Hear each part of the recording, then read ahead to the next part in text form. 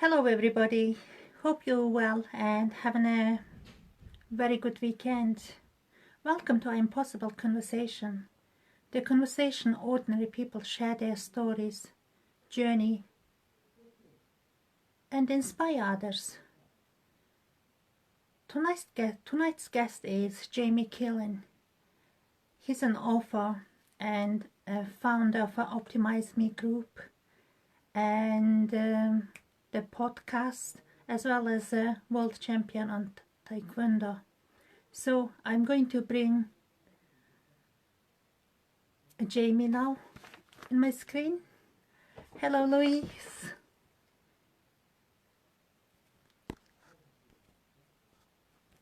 Alright.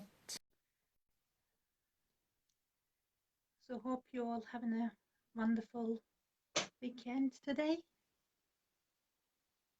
Hey. Hi, Jamie. Hey, how's it going? Hello, everybody. Hi. Can you hear me okay? Very well, thank you. Yes, it's perfect. Awesome. Let's just turn you up a bit. Fabulous. Have you had a good day? Yes, I have. What about you? Phenomenal. We've been at the zoo all day with dragging 5 kids around the zoo, which has been awesome. Mm-hmm. See some great people jumping on the live. Tristan, how's it going, buddy? Nice to see you. Yeah, and Jane's are also there. Nat, Ian, how's it going, guys? Great to see you on the live feed tonight. Well, of course. Right, could you tell us, because obviously we've got your friends and we've got my friends too, so could you introduce us about you? Like introduce Me? yourself a bit more, yeah, huh? Absolutely. Well, my name is Jamie Keeling. I am an elite business coach. I focus on helping businesses who are turning over 500,000 or more, primarily in the service industry, who are struggling with poor profitability, poor staff performance, and failing systems. I'm also a martial artist in Tae Kwon Do. I've won multiple championships over the course of the last 5 years, including a world championship title in 2016. I have a grand total of 6 children. I love my kids. I'm very much a family man, and I love to hike big mountains in adverse weather in my spare time. So that's kind of me in a nutshell. What's the biggest mountain you've conquered so far? Biggest one so far is nothing major. No, I haven't done Kilimanjaro or Everest or anything like that. The closest I've come to Everest is watching the film. But the biggest one I've done is Snowdon. That's 1,085 meters, and we did the Rideau path. That's probably not how you say it because my partner's always telling me off for the way that I speak Welsh because apparently I just can't pronounce it right at all. But it's spelt Rideau, so that's what I'll go with. And I think the ascent we did was about 800 meters. So it's a 1,085 meter mountain. We climbed from where we started off around 800 meters, and I think it was about 4 or 5 miles. And I know I burned 7,000 calories that day, so it was a fair old hike. Oh my God, that's a lot. I hope you were by yourself, not with kids. No. We did little mountains with the kids. So I do take the kids out because I think that's really important. Something that we were talking about briefly yesterday, and we had a quick catch up.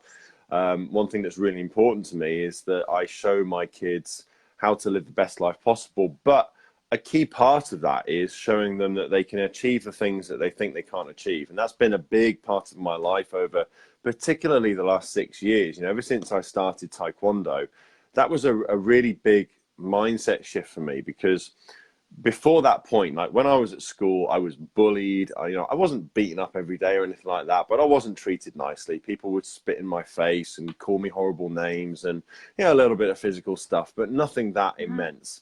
And I was always very much a pacifist. So, I'd never thrown a punch. I'd never really been in a fight because I always just done everything that I could to completely avoid conflict. And then I used to have these dreams as well. So I used to have these nightmares, recurring nightmares on a regular basis where I would be getting jumped by a gang of people or a group of people and they'd rob me or they'd do this, that and the other. And I'd try and scream and no sound would come out of my mouth.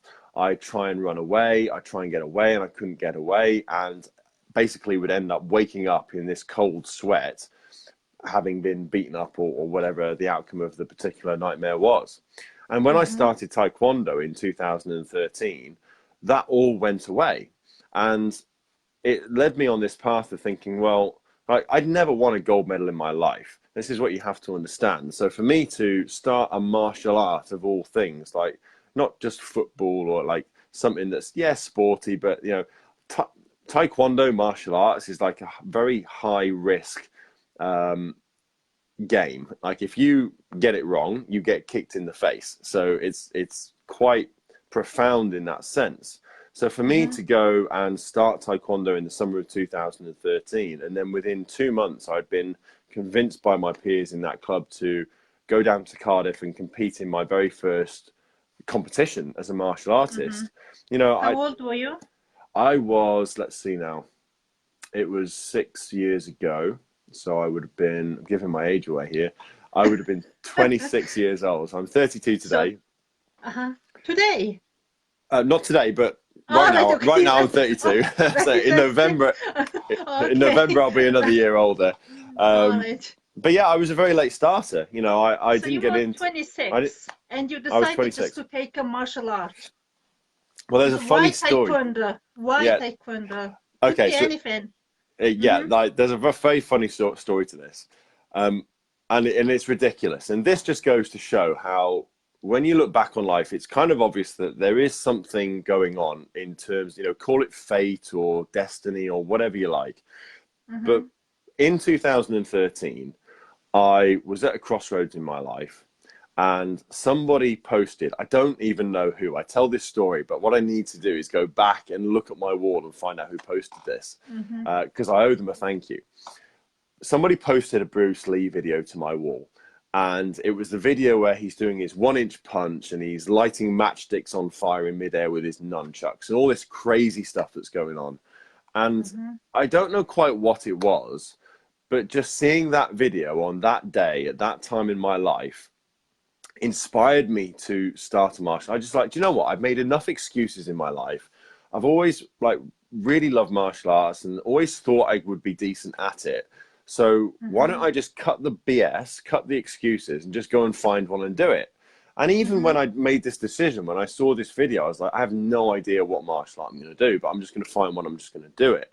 And so I researched what Bruce Lee did. And of course, he did a multitude of different martial arts and brought them all together into Jeet Kune Do. And I couldn't find any Jeet Kune Do schools near me that were worth engaging in.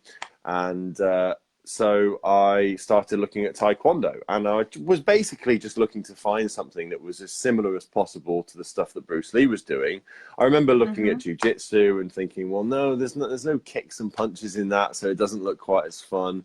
And I just settled on Taekwondo.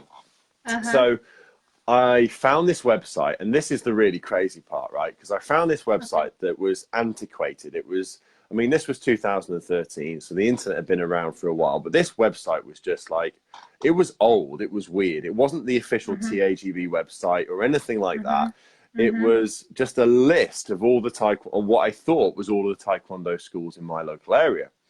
And the closest one to me on that list was a school in Mold, which is about 45 minutes away from me, with a guy called Martin Williams, a world champion himself, and an all-round amazing guy and fantastic Taekwondo instructor. But I didn't know him from Adam at the time. And I looked at it and I thought, well, do you know what? I do a lot of driving for work, and 45 minutes really isn't that far. That's not that long. So yeah, solid. Let's give it a go. And I remember phoning up one summer's day in July, and I said to him, hey, I'd love to come along and give it a try. Is it okay to come along this Sunday? And he said, yeah, sure. We'd love to have you come along, but don't come this Sunday because we're all at the World Championships. At which point I'm thinking, like, oh my gosh, like, you ain't ever going to see me at that level. You're never going to see me competing at the World Championships. Never, like, you won't see me at a championship, never mind the World Championship, right? But I bit the bullet and I said, well, yeah, great. Okay, I'll come along next weekend. And kind of like the rest of it is history. I went along to that first class, and I just remember the people there were so supportive, and the art itself was just so deep and so refreshing, and to move my body felt so good, and to learn something that gave me confidence as well was just, I just loved everything about it. And I came along really, really, really quickly. And people used to say to me and say about me, oh, you're built for it, you're made for it, you're a natural, and all this stuff. But it's not that I was a natural, it's that I became obsessed. It was that I fell in love with the martial art of Tae Kwon Do, and Uh-huh. as it turned out, martial arts in general. And what people didn't see, because I was at that point, you know, in the first few weeks, I was coming along to one class a week. That's 1 hour a week of practice. And for what people saw of me, I came along really, really quickly. But what they didn't see was all of the work that I was putting in behind the scenes. I remember going to those first classes on a Sunday, driving 45 minutes home, getting home at 8 o'clock, and then like literally staying up till 11, 12 o'clock that night, practicing all the stuff we'd done in that class. Oh, And wow. that's why I came along so quickly. You know, every night that followed that, I'd be practicing because it was summer. I'd be out in the back garden and I'd be practicing the moves. Okay.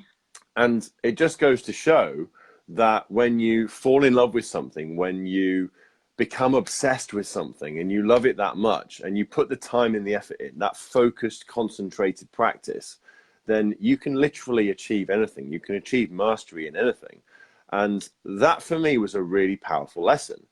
To be able to do something like that, to be able to progress in something like that, coming from the background that I had, and then to go and do my first competition within just a couple of months and come away from that with not one, but two gold medals, for me was like, holy shit. Like, what else do I think that I can't do that I can do? And Yes. that, ever since that point, ever since the summer of 2016, I have made it my mission to find the limiting beliefs that I have, find the things that I believe I can't do in my mind, in my brain, and just go out and damn well do them anyway and just find a way. Because I believe, as Henry Ford said, whether you think you can or you think you can't, you're right. Like, if you approach something thinking that you can't do it, the odds are that you're going to give up before you get anywhere near success. Whereas if you believe in the very depth of your soul that something is possible, then you will find a way, you know, whether that's in life, in business, in your relationships, you will just do whatever it takes. And when you've got the attitude of, I will do whatever it takes, that healthy obsession, you just make stuff happen. You make magic happen. And so Yes. that for me was just the start of a massive learning process, a massive evolution, not only in my physical body, not only in martial arts, but actually in every other aspect of my life as well, whether that be business, whether that be my relationships, because I just saw that there was so much that I had left to learn. And that was probably one of the biggest mistakes I made when I left school, when I left college, when I dropped out of college, I should add. I kind of thought, well, that's me done. Thank God I can put that behind me. I can leave that in the past. I've got out of that God-forsaken institution and I can get on with my life. And I just stopped learning. And that was Right. probably the biggest mistake I ever made in my life. And that Okay. realization then, when I came back into personal development and business and martial arts and all these things, really opened my eyes to how much more there was left to learn and how much more there would always be left to learn. Okay. So let's go back quite far back then, because when you said you started the martial art, you came back and you practiced till 12 o'clock. So you already had that mindset in you when you started martial art. But Yeah. I would like to know when that occurred, because obviously, not obviously, maybe you've been that motivated since young age, or maybe until you finished your school. When did it start? When was your click moment? That's a great question. I've always been quite an obsessive person. I Mm-hmm. suppose I have an addictive personality. I'd say that's definitely true of me.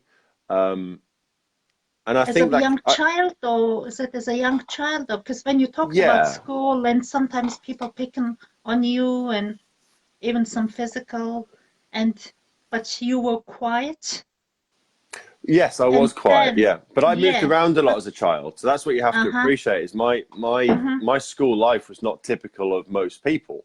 mm-hmm, My parents, for various different reasons, and not just because of my parents. You know, when we lived down in Norfolk for 5 or 6 years when we were kids, from when I was 4 till when I was about 10. And even when mm-hmm, we were down in Norfolk, for various different reasons, we moved schools an awful lot. And then because we moved from one end of the country back up to another, and then we moved schools again because we were moving to different places in the county, it meant that I never really settled in a way that most people did. You know, when I got to my final primary school in year 5, everybody already had their cliques. They already had their group of friends. And so for me to integrate and infiltrate into one was a really difficult process, because it was already very well established. So for me, my upbringing was very different. I did spend a lot of time on my own. And so I got used to spending time with my thoughts and spending time introspectively thinking about myself. And I suppose that could be one of the reasons why I'm a bit of an introvert.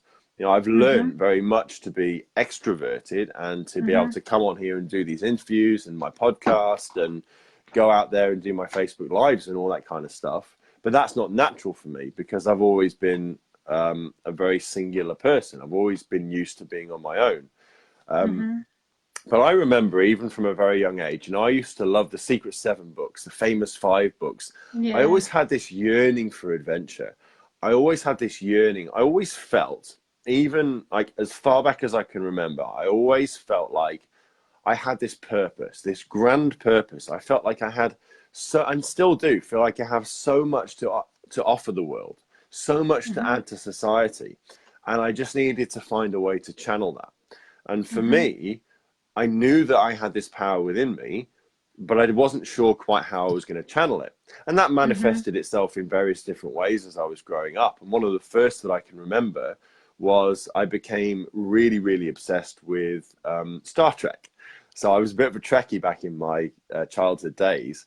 And unlike most people, I wasn't satisfied with just watching the stuff on the telly. I remember deciding, right, I'm going to build the first USS Enterprise, right? And I must have been like 10, 11 years old or something crazy. And one of the things I did was like, right, I'm going to need materials. I needed to get some blueprints. I need, you know what? My brother had a set of blueprints for the USS Enterprise, one of the later ones. And I remember bartering with him and giving him a load of my stuff so I could get these blueprints off him. I mean, it was just some stuff that, you know, merchandise that had been bought by my parents. And I remember collecting my dad's beer cans. And so, because I was going to use these beer cans, I was going to chop the tops and the bottoms off, right? And I was going to use the metal from these beer cans for the metal for the hull for this spaceship. And so I suppose since a very young age, I've always had a big vision.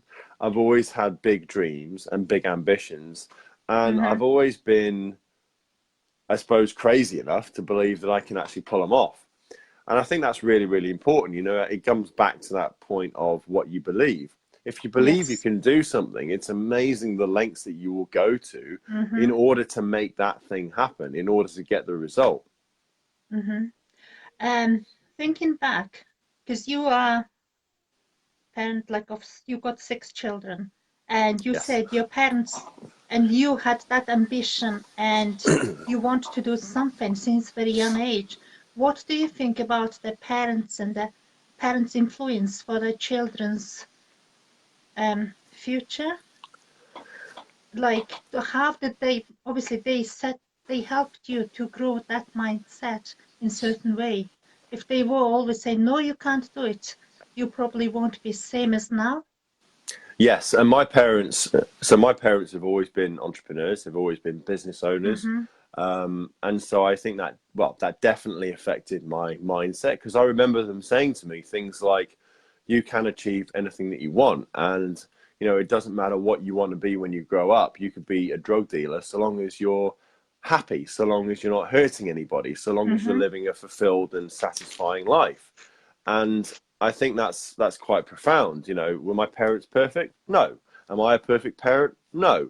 But at the same time, I think it's really important to instill your children with the belief that they can, even if it's something that in the back of your mind you're thinking, there's no way that's going to happen. You know, it's really important that as parents, we don't limit our children with our own limiting beliefs. You know, as adults, we have so many ingrained limiting beliefs, and our job as parents is to push all of that to one side so that we can allow our kids to be big thinkers. You know, if you look at people like Neil Armstrong, like people like Elon Musk, if they'd have listened to the naysayers, if they'd have listened to the people who said it can't be done, just imagine where we'd be. We wouldn't have been to space. We wouldn't have landed on the moon. We wouldn't have electric cars and have all the other car manufacturers now scrambling to compete in that market. We just wouldn't be anywhere near as far along as we are. You know, it takes the people who believe the impossible is possible to actually go out and make those things happen. It takes those big dreamers, those people with those massive visions, because otherwise things don't change, or at least they change a lot more slowly. And the best gift that we can give to our children is to empower and inspire them to think big, to believe that they can, no matter how crazy it might seem to our limited minds. Because here's the thing, right? Yes, parenting is so important. We're the first port of call. We spend more time with our kids than anybody else until they get into school. But when they get into school, they have two other factors acting on them. They have everybody else, and they also have the social conditioning. We have the TV, we have the radio, and all of this stuff which kind of puts life in a box. And it says, well, this is possible and this is not. This is good, this is bad. And it's aiming to fit everybody into these standardized square pegs. And that isn't healthy. You know, you look at the things you hear on the radio, the things you hear on the TV, and the general attitude of social conditioning as it is, and it's all built to limit. Whereas what we need to be doing is to be setting people free. And, you know, that collective mindset of, you know, often it comes from the right place as well. I think that's really important point to make. Whether it's parents, whether it's friends, whether it's peers or colleagues, if people are limiting you, oftentimes it's not because they want to see you come to harm or do wrong. Like they're trying to protect you. They're not trying to be horrible to you. They're not trying to hold you back. But the side effect of wrapping you up in cotton wool and saying, oh, are you sure you want to start that business? That sounds risky. It might fail. Are you sure you want to climb that tree? Like, there's so many things, even as parents, we've got to be so careful about. Oh, careful walking on that wall. You might fall. Like, even that in and of itself, like, it comes from such a good place, because no parent wants to see their child fall off a wall. You. Yeah, 100%. But at the same time, who are you to judge your child, to say, well, you haven't got the motor function in order to balance properly, and you're probably going to fall. That's basically what you're saying. You're probably going to fall. Please come down off the wall, because I don't want to see you get hurt. But here's the thing, guys, right? You have to fall. You have to fail. And this is such an important point that I feel so many people miss. If you're going to get from A to B, and here's where you are right now, and here is success, whatever that looks like for you in your life, here's success over here. Those points that get you there, that's failure. You have to fail. You have to fall flat on your face, because it's in those moments when you learn what not to do. It's like Thomas Edison, right? He tried 10,000 times to invent the light bulb, or however many thousands of times, thousands of inventions that he went through before he got to the one that was like, yes, this is it. It lights up. 10,000. That's 10,000 times. But people said to him, you know, why do you carry on? Why do you still do this when you failed 10,000 times? And his reaction to that, what he said, I think is absolute sheer brilliance, because he just completely reframed it. He said, I haven't failed. What are you on about? I've discovered 10,000 ways not to build a light bulb. And you think about it, you reframe it like that, and it's like, hell yeah, that's amazing. Because it's not failure, it's discovery. It's self-discovery. It's discovering what not to do as much as you're discovering what to do. When you're growing up in life, whether you're a kid, whether you're a teenager or a full-grown adult, it's important to have coaches and mentors, right? People who can shine the light and show you the way, show you how to get the result that you want, whether that's in your business, whether that's in your relationships, whatever it might be. But equally, it's just as important to look at the people who show you what not to do. You have to look at the people who are doing it wrong, who are messing things up, who are failing time and time again. Because whereas it's good to look at the things to do, so that you can see the path to take, the things to try that may well stand a better chance of working than others. But equally, look at people who demonstrate the way that you don't want to be.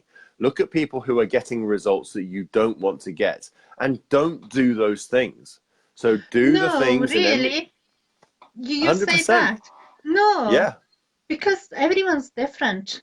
If someone's failed, you don't, even for me, even you use same method, go in there and fail, it'll be different fail. You can't 100%. What? really say But it, you that have to. didn't But you have to work. look at the way that the people are. If you look at people who are just like, for example, taking Mm-hmm. drugs, people who get addicted to crack cocaine, to heroin, that's bad stuff. And you can Yes. look at that and you can look at the Mm-hmm. result that being addicted to a substance like that has on those people's lives. And you can use that as inspiration to never, ever, ever stick a needle in your arm. That's what I mean. I totally agree with what Ah, you're saying. right. Okay, right. There are Okay, it's different, things are different. Yeah. yeah, different things will get different people to the Mm-hmm. same result. But at Mm-hmm. the same time, there are very negative things with negative results that you can look at in people's lives that show Mm-hmm. you, yeah, do you know what? That's probably not a good idea. Sticking a needle in my arm with heroin in it is probably a Mm-hmm. bad road, because I can look Mm-hmm. at most people, if not all people, who do or have done that and see that Mm-hmm. actually their lives aren't really a life that I'd like to emulate. Right. Yeah, of course. Um, Tell me about you taking your children to the mountains and stuff, because that's like your parenting style. You making them believe themselves from very young age. You have to, yeah. I can't wait them grow up and do bigger things, honestly, because I'm thinking you doing an amazing job, and as a parent, I really admire you, because that's just you just letting them to grow that strong mindset from that young age. Well, thank you. Yeah, I'm not a perfect parent by any stretch, but No I'm one's very aware perfect. that no, of Yeah. course, but I'm Mm-hmm. very aware that look, my kids, like I said before, I don't want to limit them with my own limiting beliefs, and I want to Mm-hmm. believe that no matter what it is, that they can do it. You know, an example would be taking my 2-year-old and my 4-year-old up a 400-meter hill. It's not a Mm-hmm. mountain, it's a hill. But when I talk to them about it, I Yeah. call it a Mm-hmm. mountain. And when we're going Yeah. up it, you know, we go up the same route that I would go up if I'm going up alone. And yeah, I'm not going to take them up Tribgok or Snowdon or any, you know, some of these bigger Mm-hmm. places, because it wouldn't Mm-hmm. be Mm-hmm. safe. But at the same time, when we went up that hill, we went up Ponsford Hill a couple of weeks ago, and it was a pretty decent slog, and it was a decent slog for anybody who's going to go up there at pace. The pace that you go with a 2-year-old and a 4-year-old is slightly different to what you would go with a Mm-hmm. group of adults, but all the same, you know, for them, they walked up that hill on their, like, I held their hands through parts of it, but not once did I carry them. And that for me was something that I knew from the outset there was no way I was going to resort, unless they fell and broke their leg or something horrendous. There was no way I was going to carry them up that hill or carry them back down, because I believe that they can do it. Whatever it is, I believe that they can do it. And Mm-hmm. that all came from my eldest. So my eldest, Ruben, who's 4, when he was coming up to 2 or around 2 years old, we took him up a local hill around here called Nestcliff Hill. It's not a massive hill, but I remember we were just gobsmacked because he walked the whole way up that hill and all across the top and then all the way back down as well. And I was like, man, I didn't think that that was possible. I didn't believe Mm-hmm. that he could do that. Yet I've let him do his thing and he's done it. And that for me was a lesson. It was a lesson that don't limit them with your own limiting beliefs of what is possible for them. Let them push through. Let them show you what they're capable of. Now, I wouldn't let my kids suffer. I wouldn't let them go through excruciating pain or anything like Of that, course. Mm-hmm. because I just don't believe that's necessary. But at the Mm-hmm. same time, I am not going to pick up my 2-year-old because he starts crying and saying, whatever he was trying to say because it was illegible. I know he can do it because I know Ruben did it. I know Ruben could do it because he did it 2 years ago when he was 2. And so, yeah, no, I had all the supplies. I had food, I had snacks, I had water, we had fruit juice, we had oranges. I knew that they were going to walk all the way to the summit of that hill and all the way back down, even if we had to have 50 breaks along the way, because I wanted them to know that they could achieve it. I wanted them to know that no matter how many tears, no matter how much they believed they couldn't or said their legs were tired, if they pushed through, if they just kept on going, if they showed tenacity, then they could achieve it, then they could get there, then they could summit. And I believe that that lesson for my kids is going to stick with them for the rest of their lives. One of my most favorite things is to show them how to break through their self-imposed limiting beliefs and barriers that don't actually exist. Too much in my life, I allowed myself to come up against imaginary brick walls that I'd put there and stop. And I don't want that for my kids. And one of the reasons I am the way I am, one of the reasons why I'm so passionate about going out there and smashing my own limiting beliefs and about achieving my own version of success is because I am committed 100% to showing, not telling. I'll tell them as well, but I have to show them. I have to show them that it's possible. What's it? Anything they want it to be, anything they want to achieve, any person they want to become, any achievement they want to strive for, they can do it. And I want to show them everything that Dad has gone for. I may have fallen, I may have scraped my knees, I may have failed along the way, but one way or another, because I put my mind in the right place and I'm tenacious and I become obsessed and I try and I keep trying until I get it, I'm going to get there. And I believe it's so important to show your kids the way that you want them to be. Show them the lessons that you want them to learn. Because at the end of the day, you can say what you want to them. They are like sponges when it comes to looking at the way you behave. So look at your actions. Look at the way you're showing up in your life, whether it is in business, whether it is in your relationships, whether it's the way you treat each other as adults, whether it's the way that you get to the gym every other night, because that's what's important to you. And one of the things I do is I'm doing a morning routine where I'm working out in the mornings. It's nothing crazy, but just a nice little body weight routine. But I don't do it when at 5 o'clock when I get up. I don't do it at 6 o'clock. I do it when my kids get up. Do it when my 2-year-old and my 4-year-old, I hear the pitter patter of their little feet on the landing. They come downstairs. I'm like, good morning, boys. What a phenomenal time to be alive. And sometimes they're happy, sometimes they're not. Usually get them some breakfast. But then when they're there in the room with me, that is when I'll start doing my push-ups. I'll start doing my crunches, my leg raises, and whatever it is that I'm doing that morning, because I want them to see. And I'm talking to them. I say, Dad's going to do my exercise now. Look, Ruben, I'm doing, this is push-ups. Do you want to have a try? They're 2 and 4. Why not? Why not start now? Yeah. Oh And my I think God, that's so important. sounds amazing. Yes, and you do that at home, and you also does lots of works with young children, don't you? The teenagers or Yeah, so communities. Yeah. I don't work specifically with young people, but one of the things that I love to do is go into schools, colleges, leadership academies, and speak. And I don't get paid for that stuff, but that's not why I do it. I do it because I love to inspire that generation. I do it because I wish I had more people like me or similar to me who could have come into my school, could have come into my college, my university, and said the things that I say to people to show them that anything they want to achieve in life is possible.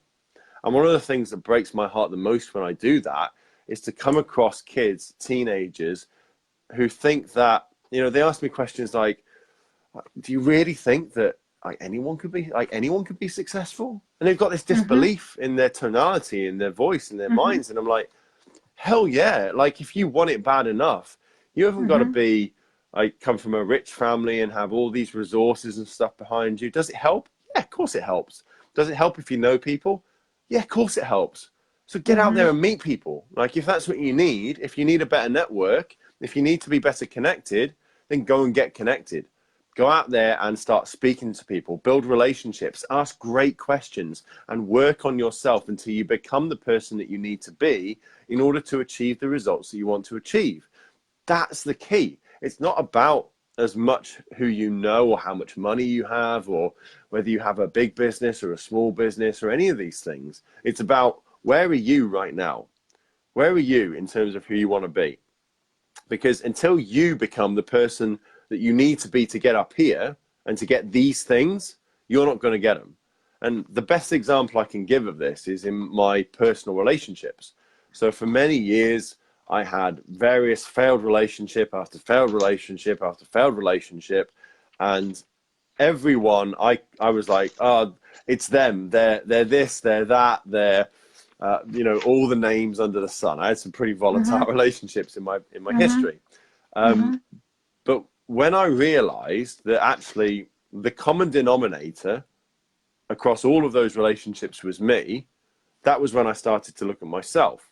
And it wasn't until I started Tae Kwon Do and started to get into personal development and started to better myself and get myself up a level or 2 or 3 that I started to attract different people.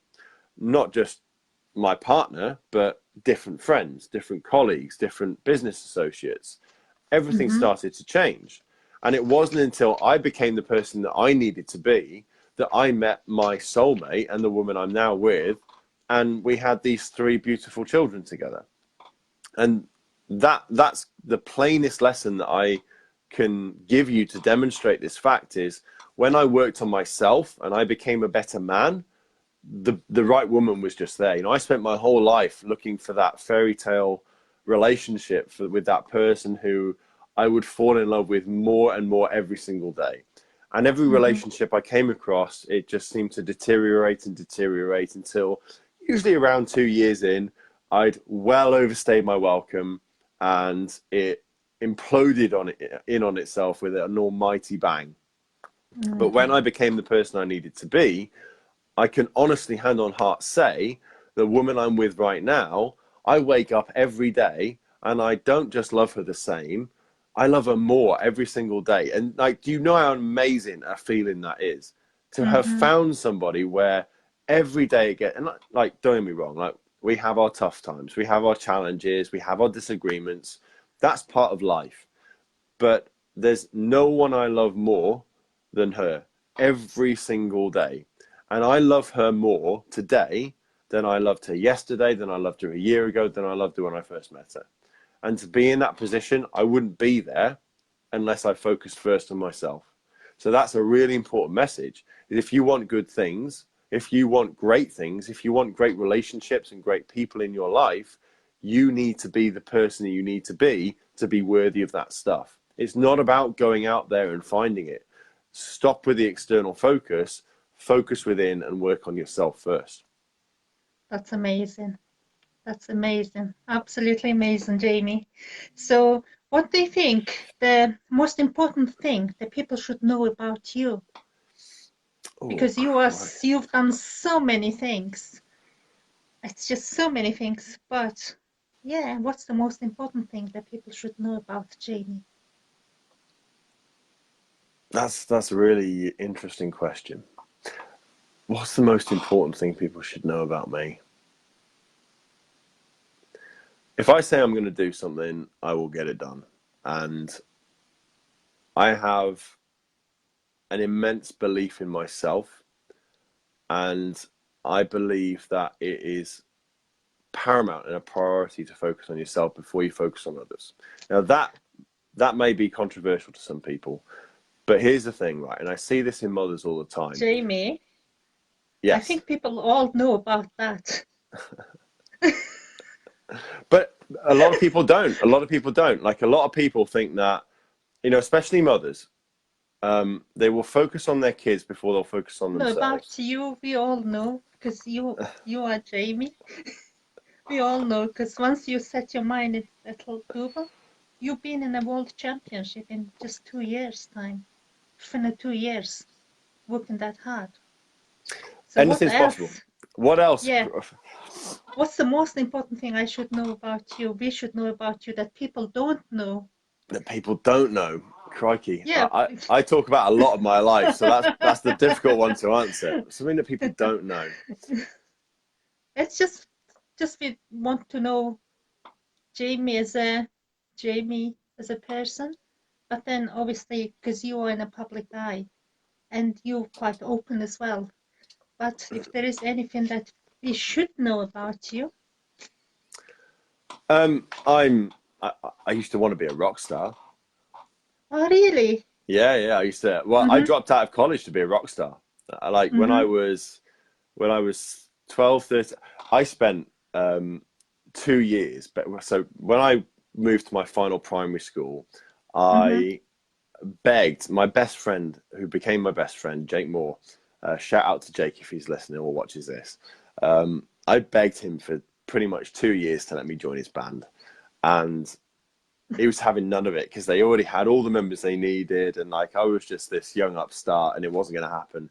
And then when we all went to secondary school, that band fell apart, and kind of everybody went different directions.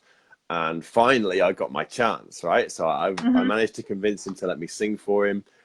He was playing guitar, I was singing, and that was the start of an amazing journey. That was kind of like the first phase of my life. And all through secondary school, we were doing gigs, and we were like starting to record stuff and release our own albums and all this kind of thing. And for how long? I did. A few years, isn't it? I did that for years, yeah. So I started playing with Jake when I was 12, 13, and gosh, I pretty much phased all that out when I started Tae Kwon Do. It was a really interesting transition. So I did it probably till I was about 26, 27. And one of the most interesting things, this is quite interesting actually, so this is a good answer to your question. So in year 11, so the final year of secondary school, we got ourselves a gig. I went to Millbrae School, and we got ourselves a gig. They had this outdoor amphitheatre type setup. It was the middle of summer, and we were going to do a gig to the school during lunch hour. So there, in our school, there was like a two-step lunch hour. So half the school would be on lunch this bit, and half the school would be on lunch this bit, and we were going to play our set twice, so to each set of the school. And for some reason, I didn't get on with one of the music teachers there at the time. I guess I had this problem with authority. Who knew? But she didn't think a lot of me either. Anyway, we did this gig, and the last set that we played, we nailed these songs, and then we did the whole Kurt Cobain rock star. We're gonna smash the stage up and like just making noise and throw our instruments about and all this kind of stuff. And it was bloody good fun. We made a hell of a noise, and the crowd absolutely loved it. But I remember coming off of that set, and that particular teacher came up to me and basically said that I was never going to amount to anything. And I just remember thinking, do you know what? I'm going to show you. I inserted some other words in there as well, but basically, I'm going to show you. But also looking back on that, it's really disappointing to think that there are people out there who are working in schools who have such a profound potential effect on young people's lives, who would say such a thing to somebody. To say to a teenager, you're not going to amount to anything. You know, you've got no talent and stuff like this. And if I'd have been anybody but the person I was, then I would have come away from that and I would have gone, yeah, do you know what? She's right. And you know, do you know what? Like that one thing could have been such a profound emotional event for me that I chose to give up music, and I went inside myself and believed that I wasn't capable, I wasn't worthy, I wasn't good enough. But because I'm so tenacious, because I'm perhaps a little bit obnoxious and certainly extremely willful, I came away from that experience saying, do you know what? I'm gonna make it in one way or another. I'm gonna make it right now, just so I can come back to this school, so I can look you in the eye and I can say, there's my platinum record, there's my gold record, or whatever it is that I achieve, that I can gonna come back and say, do you know what? You were fucking wrong, because I did do it. I did make it. I did this, and I did this. And that might well have been one of the first things for me where I was like, do you know what? Come hell or high water, I am going to make it. I am going to do it. If it's for the only reason that I'm going to show you you're wrong. Yeah. And that moment for me, I'll never forget. It was one of the penultimate points in my life. But, you know, I went on, we had singles and albums we released ourselves. We had them on iTunes. We had record company interest. We played gigs all over the country. We did one band, we did a tour over in Czech Republic as well. Did some stuff in Europe. Really? Yeah. We played London. We did Manchester, Liverpool. Oh wow! No, nice. We weren't messing. No, we weren't messing around. We really took it seriously. So do you know, like, what's the next question or next request going to be? Are you gonna get me to sing a song? Yeah, of course I am. Oh, do you know? I haven't played in a band in a long time, about 4 or 5 years. You don't need to play. You could just sing. You talk. Well, one of the things that I do that I absolutely love, because one of the things I love to do is put my kids to bed. I don't get to do it every night because of working and all that kind of stuff. Yeah, of course. But I do put my kids to bed a lot of the time, and I'm the first face that they see in the morning when they wake up as well. And my bedtime routine with my kids, I absolutely love it. So my 2 older boys, 2 and 4, I put them into bed. I read a story. We're reading the potty story at the moment, all about kings and queens and potties. So it's very topical. But once the story's done, they love it when I sing them a song. So I sing them a song is the last thing that I do. And then it's lights out. Well, it's lights out. And then I sing them a song while they close their eyes and go to sleep. And I've sung them all sorts of different things. And sometimes they'll have the guitar on and I'll sing them Wonderwall or something like that. But the one song that, and it's not seasonal anymore, but the one song that they love, that I sing them pretty much every night, is Silent Night. And it's not Christmas all the time, I get that. But at the same time, it's just such a beautiful song to go to sleep to. And they just love it. They just absolutely love it. And I just think it's so nice with my history and my background in music to be able to do that for them, to be able to pick up a guitar and play a song for them and sing it. And, you know, because that singing is always something that I've loved to do. And I'll still belt stuff out in the car, but as I say, it's been a long time since I did anything formally in a band, but it's something I'd love to get back to at some point. Yes, it sounds really incredible. You had just so many different things done in your life. And your podcast and also your page, Optimize Me. Tell me a bit more about that. Yeah, so my podcast, I've been doing my podcast now for a year and 2 months. So I started it in January 2018 when I started my current business, Optimize Me Elite Business Coaching. And sorry, how many episodes have you done so far? So I'm on episode 45. I think, pretty sure it's episode 45. Wow, that's a lot. Yeah, so I've done 45. So there's like almost, over 100 hours of podcasts that I've done. It's been downloaded and listened to I was amazed because I checked the stats the other day. I haven't looked in a while. And the last time I checked, it was 19 different countries worldwide. But in the last few months, it seems like it's gone viral a little bit, and it's now being listened to in 33 countries worldwide, which absolutely blew me away. And yeah, basically I have a guest on every week. So every Friday it goes out live on Facebook, and I record the audio for iTunes and Spotify, and it gets all officially released through there.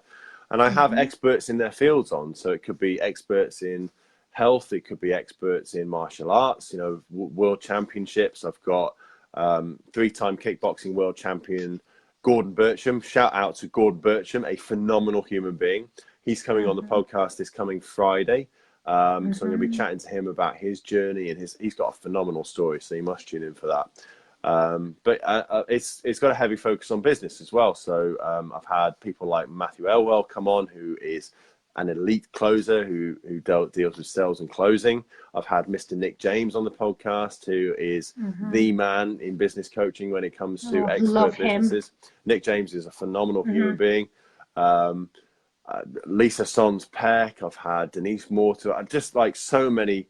I could list off tons and tons and tons of names. It's been a real privilege, and it's great for me because basically I get to create this amazing content, and I love creating content. That's something that comes from my band days. But basically I get to sit for an hour and a half and talk to these amazing, phenomenal people, and basically ask them any question I want and pick their brains on business, on personal development, on speaking, on marketing, on sales, on health, fitness, well-being, whatever their speciality is. And so I get to learn an awful lot, but in the process, I get to share all of that great stuff with my listeners as well. And it's just great to see the podcast growing over the last year or so. And again, you know, for it to have such a reach all the way around the world now is really, really humbling for me. And I love to do it. That sounds really interesting. So just listen to you last like 40 odd minutes. Do you actually sleep? Because it feels like you've got just so many things. I sleep 6 hours a night. I've got I'm very big on... What's your routine like? Okay, so I get up at 5 o'clock in the morning. Doesn't happen every morning, but that's my aim, my goal. Most mornings I'm up at 5. My alarm goes off at 5:15. I get straight downstairs. It's a cup of coffee and write out my goals.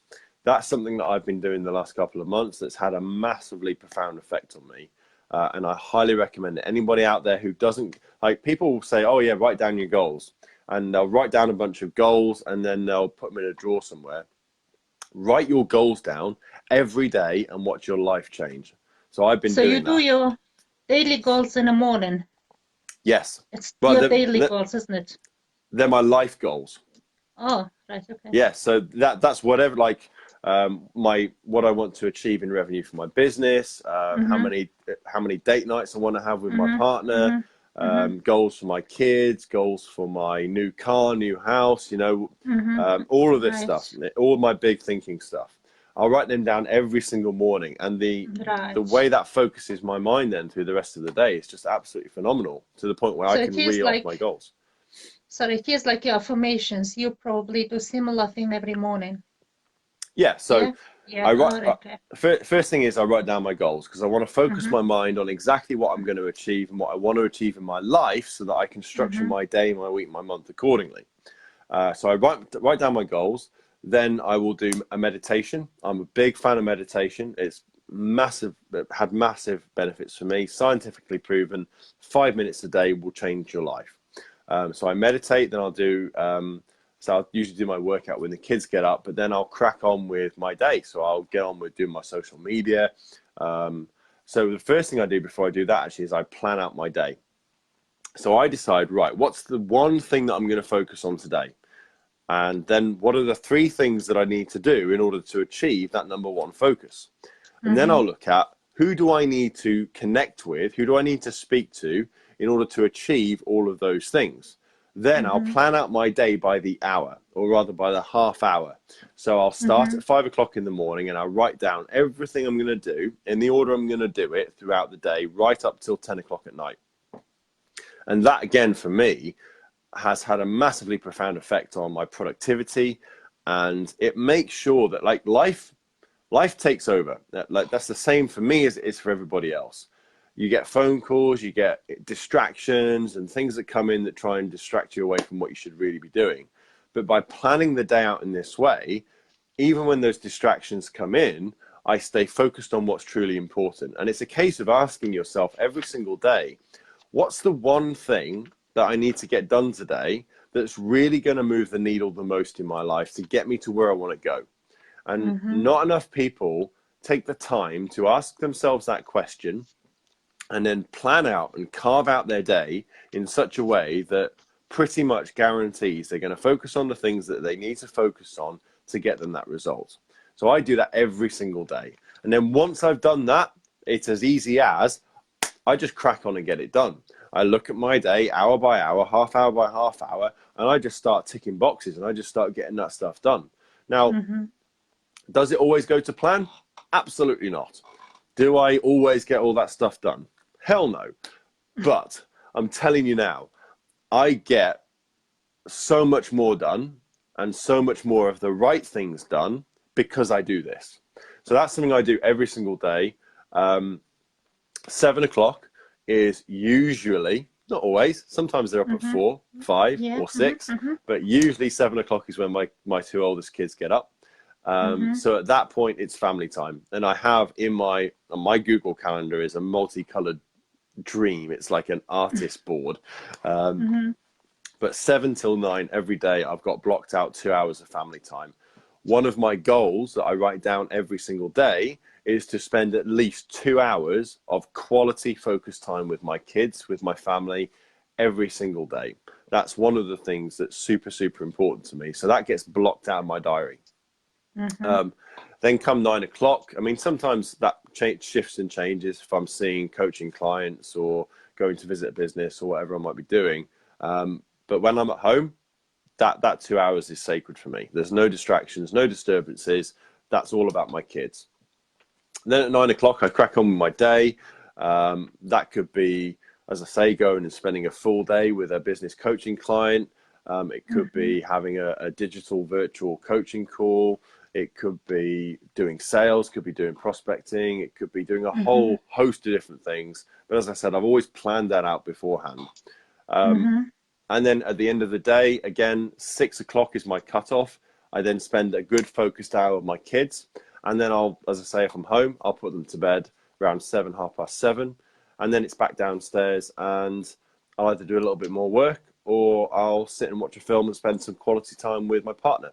Now, the other things that I do in and around that are obviously working out and the Tae Kwon Do and climbing mountains and date nights and all this kind of stuff.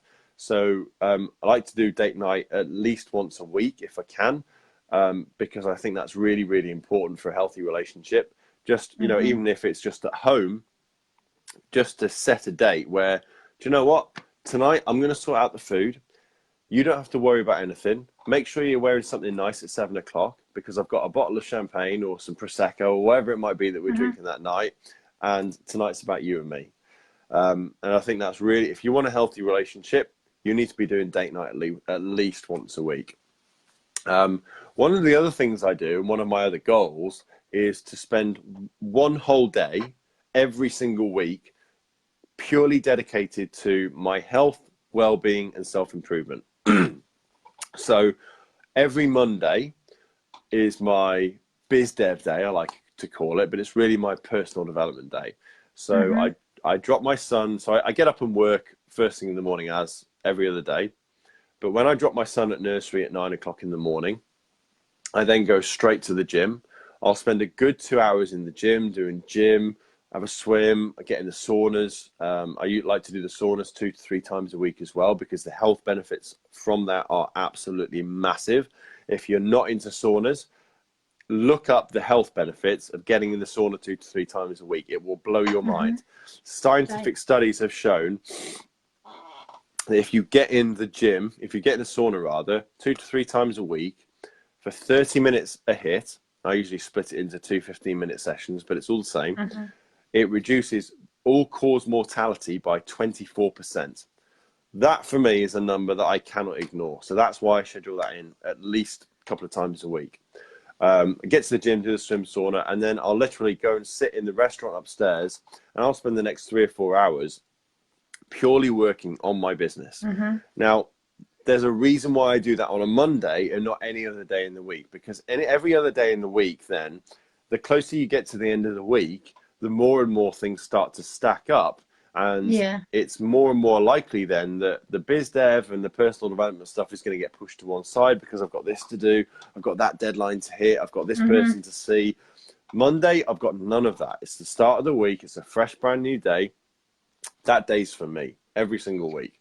Now, I say every single week. Sometimes it doesn't quite work out that way, but for the most part, that's blocked out of the diary.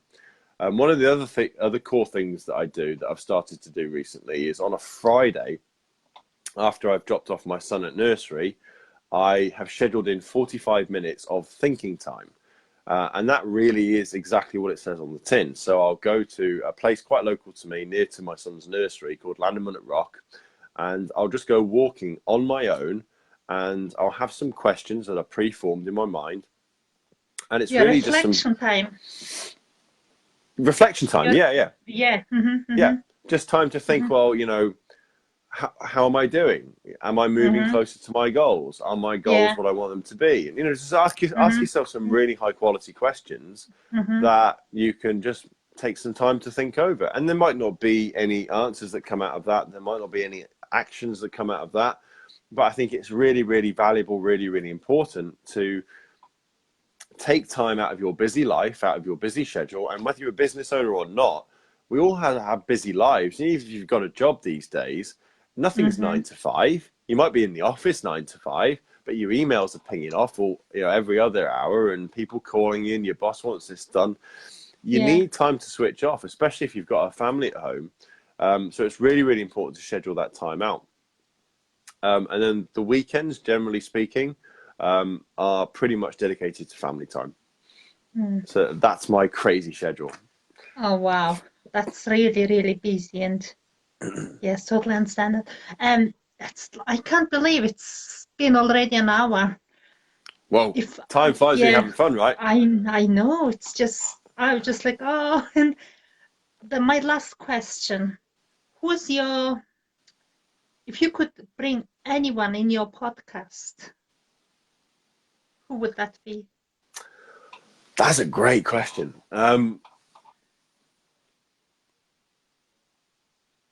I've got lots of people I want to get on my podcast. Okay, let's make 3. 3.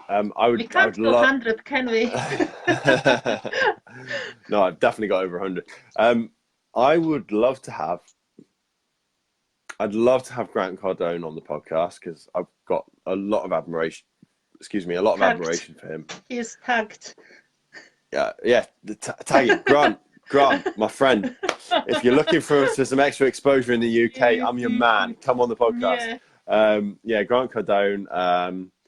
Rob Moore, I think, would be really interesting. I've followed Rob's work for a long, long time, and I know a few people who might be able to make that happen. So I'd love to have Rob on the podcast. So again, Rob, if you're listening, hit me up. Who else?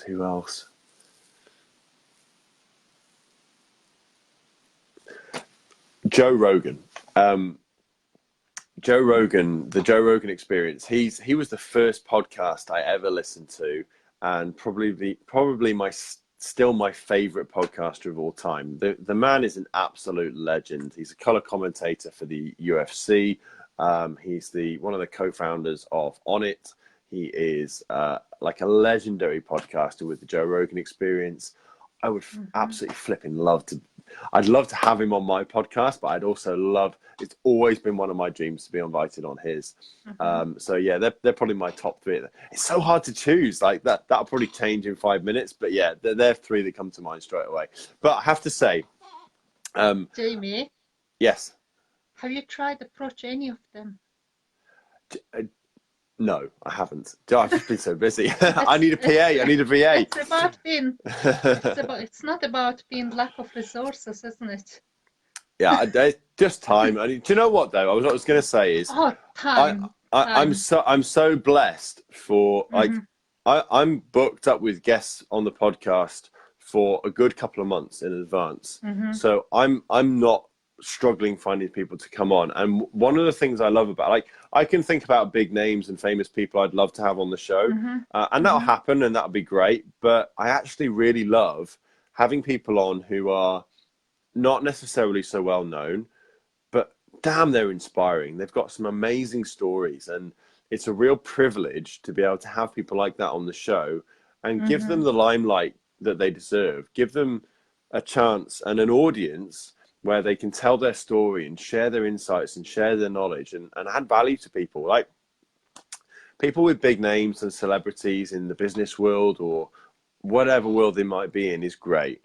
But at the same time, like, you haven't got to be famous to have a story. Everybody's got a story. Everybody's an expert in something, right? Mm-hmm. I don't really care whether you've got 3 followers or whether you've got 100 million followers. Tell me what you're about. Tell me what you want to talk about. Tell me your story. Tell me what you're going to share with people. Tell me what value you've got to add. And if you've got value to add, I'll have you on, because I've had people on my show who I've not known from Adam. They're not famous. They haven't got massive followings. But you know what? I've really, really loved talking to them. I've thoroughly enjoyed the conversation.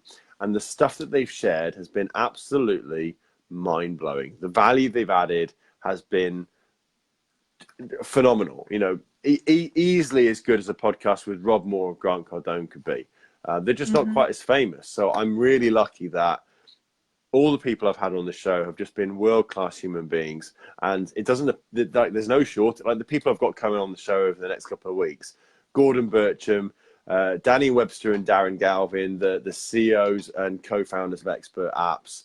There's the guy who runs the CoinFest cryptocurrency festival. He's coming on in a few weeks. I'm probably forgetting a load as well there, but like I say, I'm so blessed that so many phenomenal human beings have taken their time and are booked in to come on the Mm-hmm. show and share their knowledge. It's amazing. Oh, sounds very, very interesting. So probably lots of people are going to listen to your podcast, and I hope so. yeah. Optimize Me Now. You can download it on iTunes, Spotify, where I am, you are. Yeah, well, actually, I was going to ask, it's just time. I'll ask the very last question, right? Go What's for it. what's your project of optimizing yourself at the moment? I'm My, intrigued. it's all about discipline for me this year. What One of the about are you what are you working on yourself? myself, discipline, 100% discipline. Honestly, towards the last 3 to 6 months of last year, I felt that my discipline levels had dropped. I wasn't training in Tae Kwon Do as much as I would have liked, because my focus was so heavily on business. I wasn't getting up as early as I would have liked, and so I was finding I wasn't having the time to achieve all the things I wanted to achieve in my day. And I felt like my health and my mindset was suffering as well. So I made a lot of changes at the start of this year, and my focus word for the year, I decided, is going to be discipline. And I started the year on the 2nd of January. Like, I've been up hills and stuff before, but never like I have this year.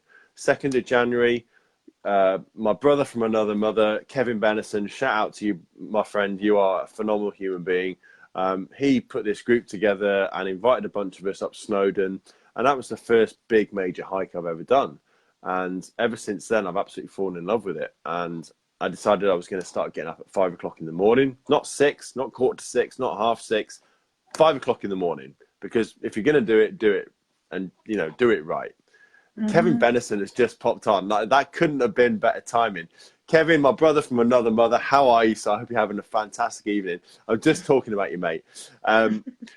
So yeah, he inspired me to start getting out on the hills more, and like I said, we went up Snowdon the 2nd of January, and that for me, it just spurred on. Like, when you climb Snowdon on the 2nd of January, it just leaves you thinking, do you know what else can I achieve this year? It's such an empowering feeling. And like I say, getting up early, and something else that I'm doing this year is doing a water only 72-hour fast. So I did my first one in January, and then I'll be doing those every 3 months from now on. What And was it like? oh, it was a really interesting experience. But it just goes to show, well, for me, the biggest lesson was, or reinforcement was, everything's about mindset. Mm-hmm. So I was surprised, because I thought I was going to be hungry, I was going to have hunger pangs, and I was going to struggle physically. The only physical struggle I had was the caffeine withdrawal. So that was a surprise. I didn't Mm-hmm. expect caffeine to kick my ass as much as it did, because it really did kick my ass. And apart from that, it was all a mindset thing. The hardest part was smelling food that I was preparing for other people, because obviously Mm-hmm. I've got a big family. They were all eating around me as well. So I was finding myself having to remove myself during family meal times. But on the last day, I knew I was breaking the fast. As Kevin's just saying, I was crying over the phone to him during his water fast. Yeah, whatever, mate. Day 3, because I was literally climbing up the walls, because it was a Sunday. We didn't have stuff to do, and we were just sat in the living room just chatting, and I knew I was breaking the fast at 8 o'clock that night, and I just couldn't help but clock watch. And so the only way to get around that was to go out for a walk and go run some errands, and I watched a film upstairs on my own and that kind of stuff. But it was all a mindset. I didn't feel hungry once. So long as I was drinking enough water, I didn't feel hungry, not physically hungry. And so it just goes to show everything's about mindset. And it was a really great experience. And the reason I'll be doing it again and again and again is because it really it gave me a sense of control. It gave me a really deep appreciation for the food that I put in my body, for the wonderful variety of food that we have available to us. And it was a deep appreciation that came with a sense of, I love this. This is really nice. This is really amazing, but I don't need it. Now, obviously everybody needs to eat, but so many people are slaves to food in a way that really isn't healthy. You know, you look at the rates of obesity in the Western world in 2019, and it's something crazy like 60% of people are obese.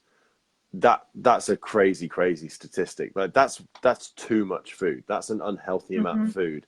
And it was really nice to get that control and separation, that discipline when it came to my food, to know that, you know what, if I have to, I don't, like, if there's no food, if I'm out or I'm busy working with a client, coaching them in their business, I cannot eat, and it's not a problem. I'm not a slave to my food. I love it. I appreciate it. It's an awesome thing, but I don't need it. And that's really, really cool. Kevin, have a phenomenal evening, dude. Thanks for popping on. Great to see you, although you're a sarky git, and I'll have you for that. Right, okay, great. I somehow I'm having the similar, probably not similar. Catherine Amanda mentioned that David Goggins' book.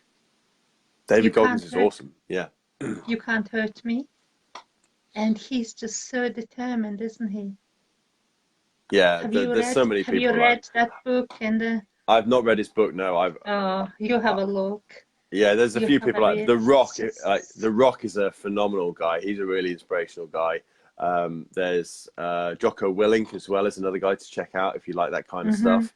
He's a really cool guy. In fact, his book he wrote with Leif Babin, Extreme Ownership, I highly recommend everybody reads that because it's a phenomenal book. You have to send me by message because I will. There will be like so many.